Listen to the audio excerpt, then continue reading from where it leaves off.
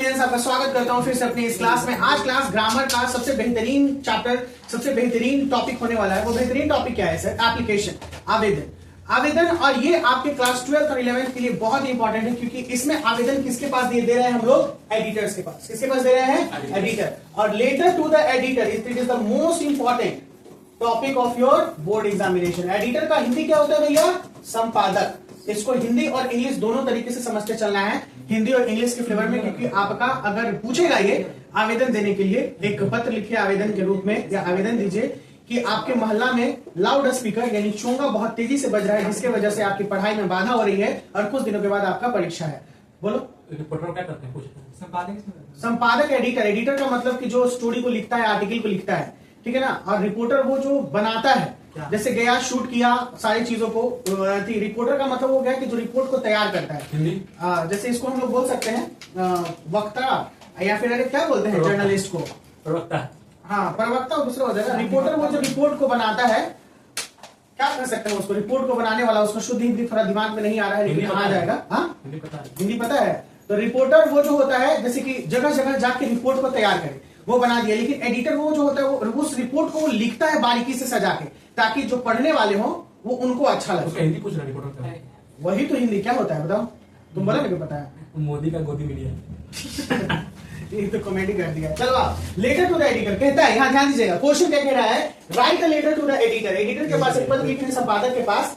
वो संपादक कौन है? The Times of India. ये बहुत इंपॉर्टेंट है, क्योंकि जब टाइम्स ऑफ इंडिया दे दिया है तो आपको to the Times of India ही लिखना है। हिंदुस्तान टाइम्स देगा तो to the Times Hindustan Times. Dainik Jagran तो दैनिक जागरण, प्रभात खबर तो प्रभात खबर, अलग मत देना है, ठीक है ना। दूसरा एडिटर का नाम ही नहीं देना है, जो प्रेस का नाम होगा वही देना है। Times of India, Patna about the problem by facing the student due to the constant use of loud speaker, use of your locality. क्या बोला कि अपने संपादक को एक पत्र लिखे जिसमें अपने इलाके में लाउड स्पीकर से लगातार हो रही आवाज से छात्रों को हो रही परेशानी से अवगत कराएं। क्योंकि देखिए, जब फेस्टिवल का समय आता है तो लाउड स्पीकर बजने लगते हैं, लेकिन अब गवर्नमेंट का रूल क्या होगा कि 10 to 10 ही बजेगा, 10 से 10, उससे ज्यादा नहीं, चाहे वो शादी ब्याह हो चाहे कोई अलग ओकेजन हो। इसलिए पूजा वूजा में भी जो बैठता है लाउड स्पीकर होता है वो 10 बजे तक ही बजने का है। 10 बजे के बाद पूरा शांत हो जाता है। वैसे करके ये सर। हाँ, और ये एग्जामिनेशन के समय में छात्र को परेशानी क्यों होगी? परेशानी तब होगी जब उसका एग्जाम नजदीक हो और वो रात भर पढ़ने के लिए बैठ रहा हो। रात भर चोंगा बजेगा तो मुश्किल है। देखिए, यही बात पे प्रकाश डाला जा रहा है। कैसे लिखेंगे हम लोग? क्या बाबू? कोचिंग में परेशानी होता है।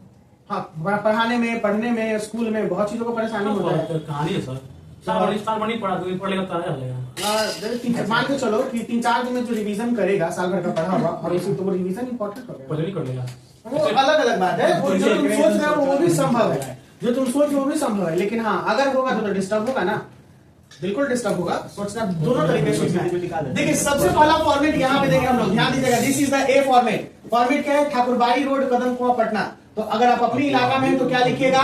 मीठापुर रोड, या फिर सीता सरन लेन, या फिर अजीज लेन, जो लेन गांधी पथ लेन, यहाँ पे डायरेक्ट पटना दे देना है, मीठापुर पटना 1। तो ये फॉर्मेट अब इधर ही आएगा, समझ में आया? ऐसे करके लिखना है। तो दिक्कत, सारा फॉर्मेट अब पूरे लेफ्ट साइड में आएगा। पहले क्या देना है हम लोग को? Address and date. क्या है? एड्रेस एंड डेट सबसे पहले दे दिया है। फिर क्या लिखना है? बी में क्या लिखना है? टू। कहां देना है हमको? To the editor, Times of India Patna 1। Format clear हो गया? दूसरा तो दिक्कत, ये पहला बोलो ना। 2 का बगल पर डैश ही देंगे। 2 नहीं, नीचे ही लिखते जाना। 2 के बगल में डैश, तो पैराग्राफ चेंज कर दिए, इसमें कंप्लीटली चेंज हो गया। डैश उस देने की जरूरत नहीं। हाँ, अगर थोड़ा स्पेस में दे दिए तो चलेगा, कोई परेशानी नहीं, क्योंकि उतना विजिबल होता है। 2 में कितना ही स्पेस आएगा, थोड़ा सा ऐसे सटा के भी लिखोगे, लेकिन पैराग्राफ चेंज करना नेसेसरी है। पैराग्राफ चेंज कर देना है। To the editor, Times of India Patna, ये सब में पैराग्राफ चेंज है, ठीक है, यानी लाइन चेंज है, उसी को पैराग्राफ बोलते हैं। सी आपका जो बोल रहा है सर, यानी ये सैल्यूटेशन है। डी जो है वो सब्जेक्ट है, ये चौथा पॉइंट है। डी बहुत इंपॉर्टेंट है। Constant use of loud speaker in my locality. Sir कैसे लिखेंगे, समझ में नहीं आ रहा है, कहां से इसको निकालेंगे? तो चुपचाप क्वेश्चन से निकालना है। सब्जेक्ट कहां से निकलेगा? क्वेश्चन से। देखो क्वेश्चन यहां है, due to constant use of a speaker in our locality. ये समझ में? ये सब्जेक्ट है। तो constant use of loud speaker in my locality, तो ड्यू टू ना करके यहाँ पे constant use of speaker in our locality.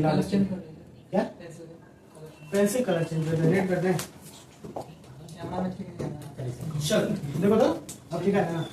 बोला है अब 5वां पॉइंट क्या कहता है? The academic year is fast coming to a close and the student are busy preparing for the examination. देखो हिंदी करते हैं। एकेडमिक ईयर का मतलब हमारी वार्षिक परीक्षाएं अब बहुत नजदीक आ गई हैं और हमें तैयारी करने में बहुत मुश्किल हो रही है, क्योंकि अब क्या है, तैयारी करना है ना। वार्षिक परीक्षाएं नजदीक आने का मतलब है कि बच्चे लोग पूरा एकदम जी जान लगा के तैयारी करने लगते हैं, पढ़ने लगते हैं, रिवाइज करने लगते हैं। But unfortunately use of loud speaker is causing a lot of disturbance to the student. लेकिन दुर्भाग्यवश ये जो लाउड स्पीकर, जिसको चोंगा कहते हैं या फिर बाजा कहते हैं, बाजा लगातार बजने की वजह से हमें पढ़ाई में मुश्किल हो रही है, ठीक है ना, लगातार बजने से।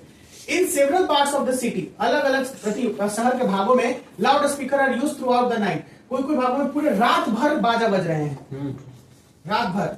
It is high time that it this should be stop. और रियली ये बहुत लंबा समय हो जाता है, रात भर अगर बज रहा है तो इसे रोकना जरूरी है। समझ पाया?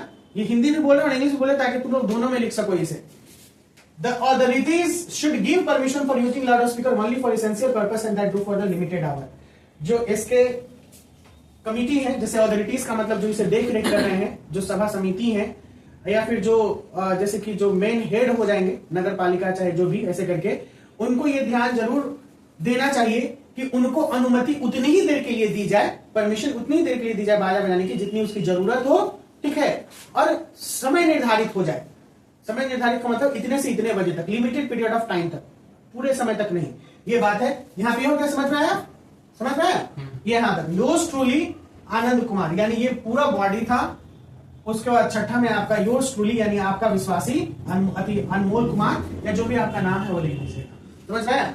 अब थोड़ा ये बात समझने के लिए है, ध्यान देना है। हम अखबार के संपादक को सार्वजनिक हित के लिए पत्र लिखते हैं।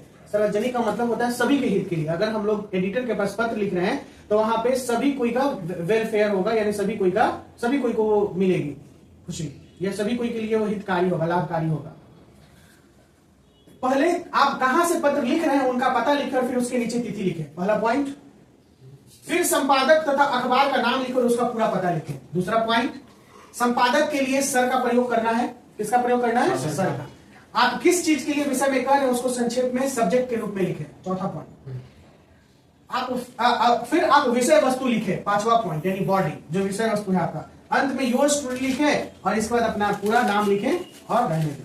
ये था आपका क्या भैया? लेटर टू द एडिटर, यानी संपादक के पास पत्र।